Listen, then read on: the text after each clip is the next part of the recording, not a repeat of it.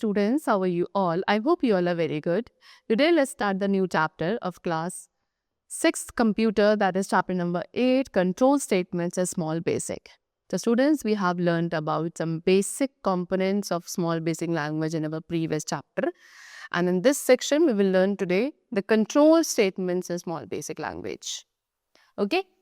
So as we have learned that small basic क्या है, एक very simple and easy to use programming language है, जिसे specially design किया गया है for the beginners who want to learn programming. Okay, what does it provide? It provides an integrated development environment. ये हमें एक IDE provide करता है जो कि एक editor window है where you type the program code and then simply run it. So now they have given you some of the statement and the first statement we have is control statement. See students, control statements का use किया जाता है एक sequence of program को control करने के लिए, उसके execution को control करने के लिए. और इसे कैसे किया जा सकता है? Conditions को incorporate करके, looping या jumping statements को incorporate करके in a program. So there are how many? 3 types of control statements. Number 1 conditional, second is jumping, third is looping. First of all, we'll talk about conditional statements. So conditional statements के अंदर एक condition include की जाती है program में. And इस condition का जो output होता है वो either true होता है और false. अब statements का execution होगा depending कि उस condition का output क्या होगा. It means अगर condition true है तो statement जो true block में लिखी है वो execute होगी. लेकिन अगर condition false है तो false block की statement को further execute किया जाएगा. Now conditional statements की further 3 types होते हैं students जिसे हम small basic में use करते हैं. That is if then statement, if then else statement and third is if else if later. So let us learn about these statements in detail. First of all we have if then statement. If then statement एक statement है जिसमें कोई false block नहीं होता. इस statement में firstly एक condition check होगी. अगर condition true है तो true block की statement को execute किया जाएगा. But अगर condition false है तो बिकॉज इसमें कोई फॉल्स ब्लॉक नहीं होता तो control will jump out of the if then statement and उसमें फिर कुछ भी हैपनिंग नहीं होगी इस केस में. सिंटेक्स होता है this if condition then statement and end if. Okay, they have given a program over here to find the greatest of the 2 numbers. Okay, so for that हम इस तरीके से यहाँ पे प्रोग्राम लिखेंगे. यहाँ पे एग्जीक्यूशन होगा. सो यहाँ पे आप देख सकते हैं कि फर्स्ट नंबर ए था 45, second number B was 40. So it displays कि A is greater than B. But अगर हम एंटर करते A equals to 20 and B equals to 23 तो वहाँ पे क्या आउटपुट होता है display? As you can see like this. तो यहाँ पे कंडीशन क्योंकि फेल हो गई तो डिस्प्ले कुछ भी नहीं हुआ बिकॉज यहाँ पे फॉल्स ब्लॉक नहीं था एंड कंट्रोल जो था it jumps out of the if then statement. Next we have if then else statement. If then else statement work करती है if then statement की तरह बट इसके अंदर false block भी होता है. देखिए इस टाइप ऑफ स्टेटमेंट में सबसे पहले कंडीशन चेक होगी. अगर कंडीशन ट्रू है तो ट्रू ब्लॉक एग्जीक्यूट होगा एंड अगर कंडीशन फॉल्स है तो फॉल्स ब्लॉक एग्जीक्यूट होगा. एंड देन ट्रू ब्लॉक या फॉल्स ब्लॉक के एग्जीक्यूशन के बाद after that only the control will come out of this conditional statement. This is the syntax for this statement. अब यहाँ पे स्टेटमेंट 1 क्या है? ट्रू ब्लॉक स्टेटमेंट होगी और स्टेटमेंट 2 फॉल्स ब्लॉक की स्टेटमेंट होगी. So now let us create the same program to find the greatest of 2 numbers using if then else statement. Okay, इस तरीके से ये प्रोग्राम आपने लिखा and this is the output you got. So इस program में आपने देखा कि जब आपने वैल्यूज को एंटर किया a equals to 20 and b equals to 23 तो यहाँ पे कंडीशन फॉल्स थी तो यहाँ पे डिस्प्ले हुआ कि b is greater than a. Okay, next we have if else if ladder. If else if ladder का यूज किया जाता है मल्टीपल कंडीशंस को टेस्ट करने के लिए इन अ प्रोग्राम एंड इसके लिए आपको मल्टीपल एल्स इफ स्टेटमेंट्स को ऐड करना होता है. इसमें फर्स्टली एक कंडीशन को चेक किया जाएगा. अगर वो ट्रू है तो कॉरेस्पॉन्डिंग ब्लॉक स्टेटमेंट्स एग्जीक्यूट होंगी and then the control will jump out of the ladder. लेकिन अगर कंडीशन फॉल्स है तो नेक्स्ट कंडीशन चेक होगी and then so on. Okay, like this is the syntax of if else if ladder. And then again they have given you a program जहाँ पे हम क्या करने वाले हैं? To find the grade of the students according to the marks entered. So this is the program which will be written and this is the output you will get. Now next type of statements we have jumping statements. Jump a program is normally executed, see एक program normally sequential order में execute होता है student, but आप चाहें तो उस sequence को change कर सकते हैं एक जंपिंग स्टेटमेंट को उसमें ऐड करके। तो जब एक जंपिंग स्टेटमेंट को एनकाउंटर किया जाता है, कंट्रोल अनकंडीशनली जंप करता है एक स्पेसिफिक पार्ट तक ऑफ द प्रोग्राम। ठीक है, बाकी जितने भी स्टेटमेंट्स है उसके बीच में सबको स्किप करके उस प्रोग्राम के केवल एक स्पेसिफाइड पार्ट में वो जंप करेगा, that also unconditionally. So now we have two types of jumping statements also, go to statement and go to with if statement.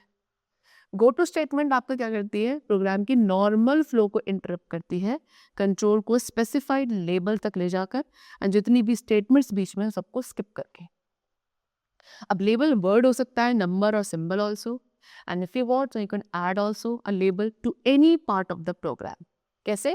by typing label hyphen name. So program के label part पे जाने के लिए go to statement का use किया जाता है, as this they have given the syntax for it.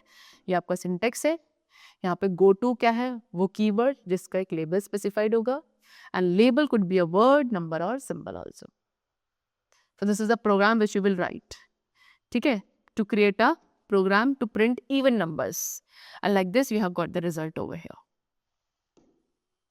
So when you run a program, what you will notice कि यहाँ पे एक infinite loop run हो रहा है, and इस infinite loop के लिए आप एक condition add कर सकते हैं program में, and this can be done by using go to with if statement only. ठीक है, so go to with if statement क्या है, इसका यूज करते हैं jumping statement को add करके एक condition के साथ in a program, एंड इसका यूज किया जाता है कंट्रोल को प्रोग्राम के कुछ पोर्शन तक जंप करने के लिए by applying a condition in it. ठीक है, ये इनफाइनाइट लूप को स्टॉप कर देता है basically. So they have given a program, same program यहाँ पे हम क्रिएट कर रहे हैं to print n even numbers. So this is the program and this is the result. Next we have looping statements. Looping statements का use किया जाता है इंस्ट्रक्शंस को रिपीट करने के लिए for a certain number of times. ठीक है, जब तक एक स्पेसिफाइड कंडीशन सेटिस्फाई नहीं होती। तो जो सेट ऑफ स्टेटमेंट्स एक लूप के अंदर वो एग्जीक्यूट होगा रिपीटेडली जब तक कंडीशन ट्रू नहीं होती, एंड जब कंडीशन फॉल्स हो जाएगी control will jump out of the loop. Now looping statements are also of two types, that is while statement and other is for statement. While statement एक control flow statement है जहाँ पे set of statements जो है code के अंदर, code block के अंदर, वो रिपीटेडली एग्जीक्यूट होंगे डिपेंडिंग कि जो कंडीशन आपने अप्लाई करी है प्रोग्राम में। सबसे पहले कंडीशन को एग्जामिन किया जाएगा, अगर कंडीशन ट्रू है तो रिलेटेड कोड ब्लॉक यानी कि ट्रू ब्लॉक एग्जीक्यूट होगा, and then the control goes back to the condition. It means कि स्टेटमेंट एग्जीक्यूट होती है एक लूप में whereas while the condition is true. ठीक है, जब कंडीशन ट्रू होगी तभी उस लूप के अंदर जो स्टेटमेंट्स है वो एग्जीक्यूट होंगी। अगर कंडीशन फॉल्स है तो लूप टर्मिनेट हो जाएगा and the control will come out of the loop. Okay, this is the syntax for looping statement. They have given you a program to print numbers from 1 to 10. So like this you have to write the program and this is the output you will get. Okay. Now next we have for statement. अब for loop एक control flow statement है जिसके through हम एक set of statements को execute करते हैं code block में to the known number of times. And for loop भी two portion में divided होता है, header and body. Header specify करता है loop को। इस part में आपको दो चीजें specify करनी है, iterator and condition.